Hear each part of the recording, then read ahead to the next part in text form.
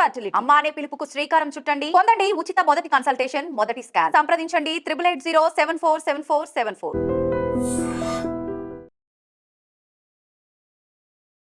Hello అండి, welcome to I dream. నేను మీ భవ్య.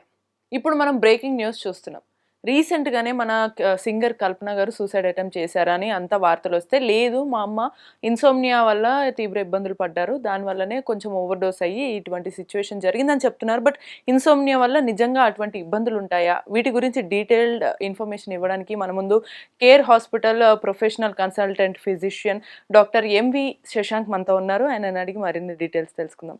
Hello sir, ఎలా ఉన్నారు? నమస్తే సార్.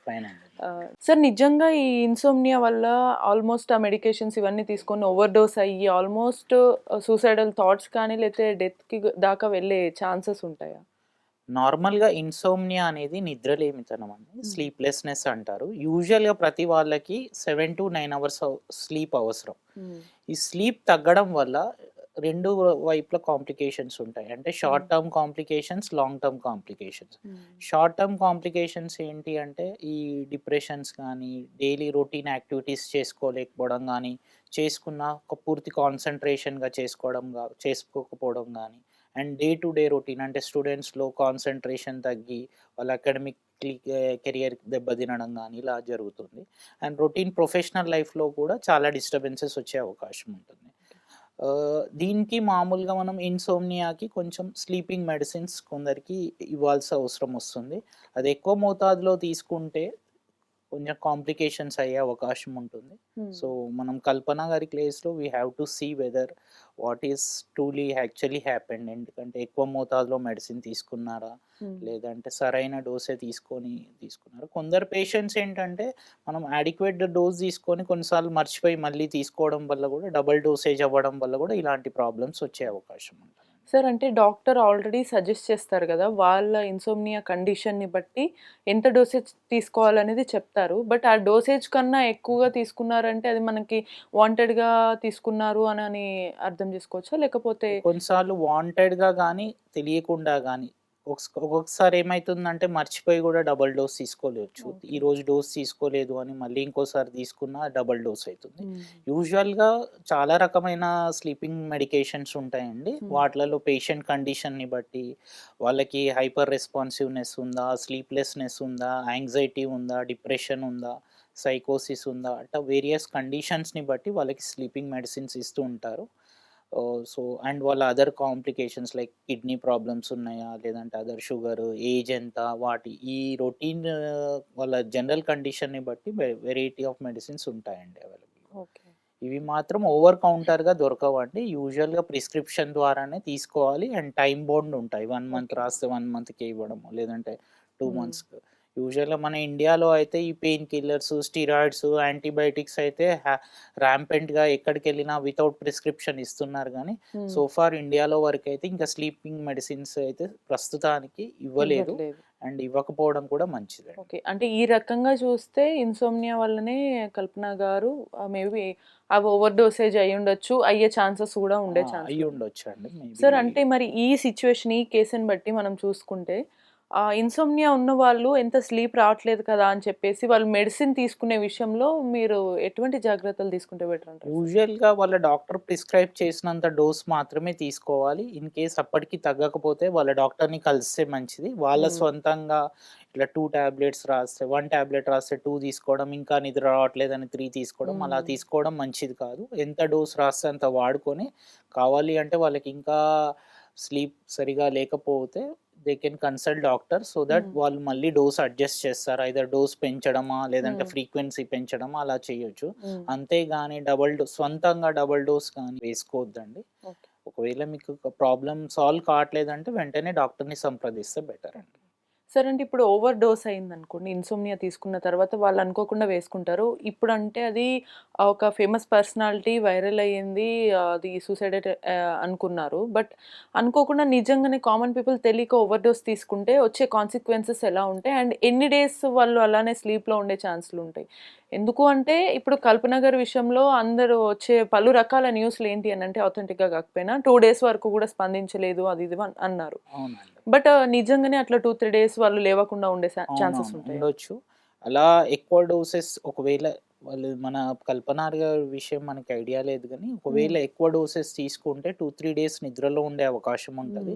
ఈవెన్ అట్లా ప్రొలాంగ్డ్ స్లీప్ ఉన్నా కూడా బ్రెయిన్‌కి సరిగ్గా ఆక్సిజన్ అందకపోవచ్చు. ఓకే. సో, వాళ్ళకి వేరే సీరియస్ కాంప్లికేషన్స్ అయ్యే అవకాశం గూడా ఉంటుంది. So, okay. అలా ఎక్కువ డోసు తీసుకోవడం అయితే మంచిది కాదు. ఎంత ప్రిస్క్రైబ్డ్ అంత డోస్ తీసుకోండి. ఈవెన్ వాటితోని గూడా తగ్గకపోతే వెంటనే డాక్టర్‌ని సంప్రదిస్తే better. Okay. So, and prolonged sleeping గూడా ఉంటది. ఒక 2, 3 డేస్ కంప్లీట్ దాని సెడేషన్ ఎఫెక్ట్‌లో గూడా ఉండే అవకాశం ఉంటుంది. ఓకే. కాకపోతే అది ఒకవేళ బ్రెయిన్ ఎఫెక్ట్ కాకపోతే మంచిది. కొందరికి 2, 3 డేస్ తర్వాత గూడా అలానే నిద్రలో ఉంటే ప్రొలాంగ్డ్ సెడేషన్ వల్ల బ్రెయిన్ గానీ, లంగ్స్ గానీ ఇబ్బందయ్యే అవకాశం ఉంటుంది. ఓకే.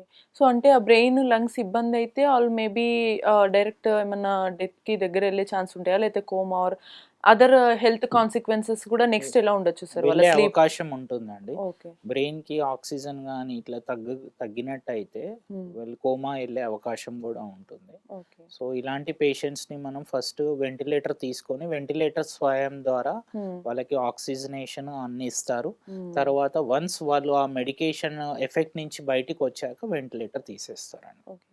సార్ ఇప్పుడు మెడికేషన్ తీసుకున్నాక స్టిల్ అన్‌ఫార్చునేట్‌లీ జరిగినా కూడా తీసుకొనొచ్చి ట్రీట్మెంట్ ఇచ్చారు. వాళ్ళు మేలుకుంటారు. బట్ మేలుకున్న తర్వాత ఇన్సోమ్నియా కండిషన్ అనేది సివియర్‌గా పెరిగే ఛాన్స్ ఉంటుందా? నెక్స్ట్ వాళ్ళ స్లీపింగ్ ఇష్యూస్ కానీ, ఇవన్నీ గూడా వాళ్ళ మెంటల్ ఇష్యూస్ కానీ, అవన్నీ గూడా ఎలా ఉండే ఛాన్సులుంటాయి? సో, ఫస్ట్ వాళ్ళది సెటిల్ అయ్యాక మనం వాళ్ళ రియల్ ఇష్యూస్ ఏంటి అడ్రెస్ చేసుకోవాలి. వాళ్ళ హ్మ్. వర్క్ లైఫ్ బ్యాలెన్స్ వల్ల ప్రాబ్లమ్ అయితుందా? ఫైనాన్షియల్ స్ట్రెస్ వల్ల అయితుందా? వీటిలో కౌన్సెలింగే మెయిన్ ఇంపార్టెంట్ అండి. హ్మ్. Rather than medicines. వాళ్ళు ఆల్టర్‌నేట్‌గా ఏదైనా ఎక్సర్సైజ్ చేయడం గానీ, హ్మ్. Before going to sleep in the evening టైమ్‌లో ఎక్సర్సైజ్ చేయడం గానీ, హ్మ్. ఈ మెడిటేషన్, యోగా ఇలాంటివి చేసుకోవడం వల్ల కొంత ఇంప్రూవ్‌మెంట్ కనిపించొచ్చు. Okay. Sir to be honest ఇవన్నీ మనం ఇన్సోమ్నియా వచ్చిన తర్వాత వీటి గురించి మాట్లాడాం గానీ, అసలది ఎందుకొస్తుంది? అంటే రావడానికి గూడా మనకి మెంటల్‌గా ఉండే ఇబ్బందులు గానీ, స్ట్రెస్ లేతే డిప్రెషన్ వీటికి కారణం ఉంటుందా? ఇన్సోమ్నియా రావడానికి ఇవి గూడా రీజన్ అని అవి చెప్పొచ్చా? గూడా రీజన్ అండి. ఓకే. యూజువల్‌గా ఇప్పుడు మామూలుగా ఈ స్ట్రెస్ అనేది ఫ్యాక్టర్ పెరగడం వల్ల కామన్‌గా ఈ కొన్ని 15, 20 ఇయర్స్ నుంచి ఫైనాన్షియల్ స్ట్రెస్సే అనుకోండి, వర్క్ లైఫ్ బ్యాలెన్స్ అనుకోండి, ప్రొలాంగ్డ్ జర్నీస్ అనుకోండి, తర్వాత టార్గెట్స్ అనుకోండి, ఇలాంటి హ్మ్. ఇష్యూస్ వల్ల 2 కామన్ టైప్స్ ఆఫ్ డిసీజెస్ వస్తున్నాయి. హ్మ్. ఒకటి ఫిజికల్ హ్మ్. అంటే life style disorders like diabetes, hyper tension ఇదివరకు 45, 50 ఇయర్స్‌లో వచ్చే వాళ్ళకి ఇప్పుడు 25, 30స్‌లోనే వస్తున్నాయి. హ్మ్. ఇవి ఫిజికల్ డిసార్డర్స్ అంటే హ్మ్. హెల్త్ పరంగా. దీంతో పాటు మెంటల్ హెల్త్ డిసార్డర్స్ కూడా చాలా పెరిగాయి ఈ మధ్యన. హ్మ్. డిప్రెషను, యాంగ్జైటీ హ్మ్. ఇలాంటివి గూడా పానిక్ డిసార్డర్స్ ఇలాంటివి గూడా పెరిగాయి. ఈ లైఫ్ స్టైల్ డిసార్డర్స్, స్లీప్ లేకపోవడం వల్ల, ఈ హ్మ్. స్ట్రెస్ వల్ల కొంచెం సో, వీటిని అధిగమించాలి అంటే 2 ఫిజికల్ అండ్ మెంటల్ హెల్త్ అవసరం. ఎలా అంటే ఫిజికల్ అంటే సమ్ ఎక్సర్‌సైజ్ హ్మ్. అడిక్వేట్‌గా డైలీ ఎక్సర్‌సైజ్, వాకింగ్ గానీ, రన్నింగ్ గానీ for 5-6 days in a week. At least 30-45 minutes per day for 5-6 days in a week. తర్వాత మెంటల్ హెల్త్ కోసం యోగా, మెడిటేషన్ ఇలాంటివి చేసుకోవడం వల్ల కొంత వీటికి 70-80% రిజల్ట్స్ మనం ఎక్స్‌పెక్ట్ చేయొచ్చు. ఓకే. సో, ఓవరాల్‌గా ఫైనల్‌గా చెప్పాలంటే సార్, ఇప్పుడు ఈ కల్పన గారి కేస్‌ని ఆధారంగా మనం తీసుకుంటే ఆహ్, అదర్ ఇన్సోమ్నియా ఇబ్బంది బారిన పడ్డ వాళ్ళకి కానీ, లేకపోతే నెక్స్ట్ ఒకవేళ అటువంటి సింప్టమ్స్ కానీ ఏమన్నా ఉన్నా కూడా, వాళ్ళందరూ తీసుకోవాల్సిన జాగ్రత్తలు ఏవి చేయొచ్చు, ఏవి చేయకూడదని చెప్పండి సార్? ఏవంటే అడిక్వేట్‌గా వాటర్ తీసుకోవాలి. హ్మ్. 3 మెన్ అయితే 3 లీటర్స్ వరకు తీసుకోవచ్చు. Women 2.5 litres.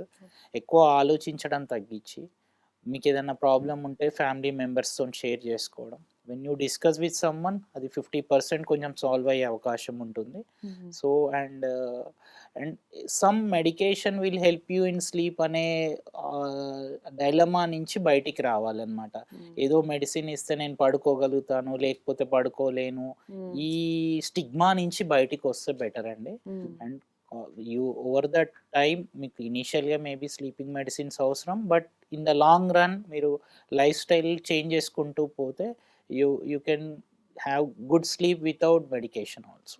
సో మనకు అర్థమవుతుంది కదా. సో మోస్ట్లీ మనకి హెల్త్ ఇష్యూస్ వచ్చినప్పుడు అవి మన చేతిలో ఫిజికల్గా న్యాచురల్గా క్యూర్ చేసే ఛాన్సెస్ ఉంటాయి. వాటిని మెడికేషన్ ద్వారానే నాకు తీరుతుంది తగ్గుతుంది అనే ఒక ఫోబియాలో ఉండకుండా ఉంటే బెటర్ అని మనకి సార్ అయితే సజెస్ట్ చేస్తున్నారు. ఇట్లా చేయడం వల్లనే మనకి కల్పన గారికి వచ్చిన సిచ్యువేషన్ కానీ ఆ సీను మనకి క్రియేట్ అవ్వకుండా ఉంటాయి. సో మరిన్ని ఇటువంటి ఇంట్రెస్టింగ్ టాపిక్స్ కోసం కీప్ వాచింగ్ ఐ డ్రీమ్.